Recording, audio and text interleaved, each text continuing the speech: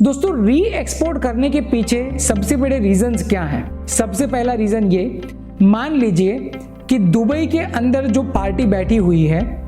जो थाईलैंड से कोई प्रोडक्ट को इंपोर्ट करना चाहती है,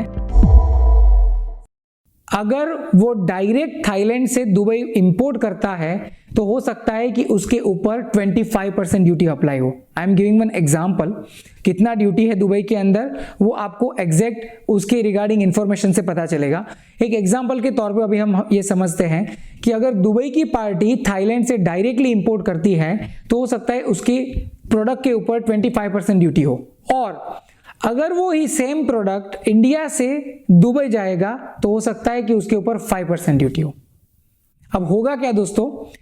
दुबई वाली पार्टी ने एक इंडिया की पार्टी को इन बिटवीन रखा और पहले इस गुड्स को थाईलैंड से इंडिया इंपोर्ट किया और इंडिया से डायरेक्टली उसको री एक्सपोर्ट कर दिया दुबई के अंदर। तो क्या होगा, अब ये गुड्स जो है वो अल्टीमेटली इंडिया ओरिजिन का है ऐसा दुबई के अंदर रिप्रेजेंट होगा, और इसकी बदौलत इसके ऊपर जो भी ड्यूटी एप्लीकेबल होगा वो 5% होगा, क्योंकि गुड्स इंडिया ओरिजिन है ऐसा ऑलरेडी डॉक्यूमेंट प्रोड्यूस किया गया है।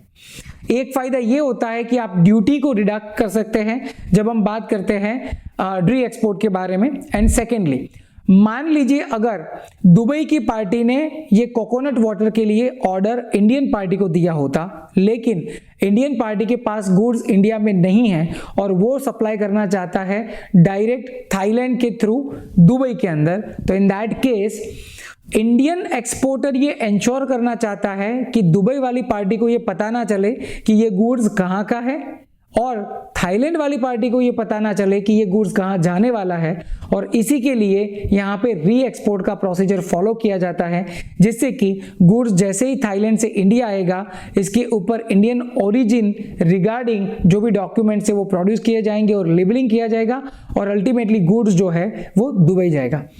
दोस्तों ऐसा हर एक प्रोडक्ट में करना या तो हो सकता, ऐसा जरूरी नहीं है। देयर आर सेवरल प्रोडक्ट जिसके अंदर जो ओरिजिन है वो प्रिंटेड होता है, तो हो सकता है कि शायद आप उसके अंदर इसको चेंज ना कर पाए, but there are several raw material products and there are several finish good also जिसके अंदर आप इस तरह का काम कर सकते हैं, और आप री एक्सपोर्ट से आपका जो गुड्स है उसको और कंट्रीज के अंदर सस्ता भी बेच सकते हैं, ड्यूटी फ्री भी इंपोर्ट कर सकते हैं, या तो दोनों पार्टी एक दूसरे को जान ना पाए इस पर्पज से भी जनरली री एक्सपोर्ट का यूज होता है। री एक्सपोर्ट एक लीगल प्रोसेस है और पूरी दुनिया के अंदर ये बहुत ही बेहतरीन तरीके से यूज भी होता है अलग अलग तरीकों से। बट याद रखिए दोस्तों, जब आप कोई रीपैकेजिंग या तो रीलेबलिंग करना चाहे तो उसके लिए या तो आपको बॉन्डेड वेयरहाउस यूज करना होगा, या तो जो भी ड्यूटी फ्री जोन पोर्ट के ऊपर होगा आप वहां पे लेके जा सकते हैं प्रोडक्ट को, और उसके बाद आप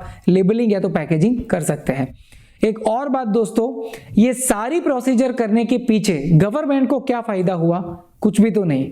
और इसीलिए जब आप री एक्सपोर्ट का प्रोसीजर करते हैं तो गवर्नमेंट रूल्स के हिसाब से आपकी जो भी इंपोर्ट वैल्यू होगी उसके ऊपर मिनिमम 10% एडिशन करके आपको एक्सपोर्ट बिल जनरेट करना होगा। मान लीजिए अगर मैं थाईलैंड से 5 लाख का गुड्स लाया और अगर मैं उसको एक्सपोर्ट करना चाहता हूं तो मिनिमम 10% वैल्यू एडिशन के हिसाब से मेरा जो एक्सपोर्ट इनवॉइस बनना चाहिए वो 5,50,000 से ऊपर का होना जरूरी है। सो ये है दोस्तों री एक्सपोर्ट, और ये बहुत ही सिंपल टर्म है। जिस तरह से पिक्चर में दिखाया गया है उसी तरह से इस टर्म को यूज किया जाता है।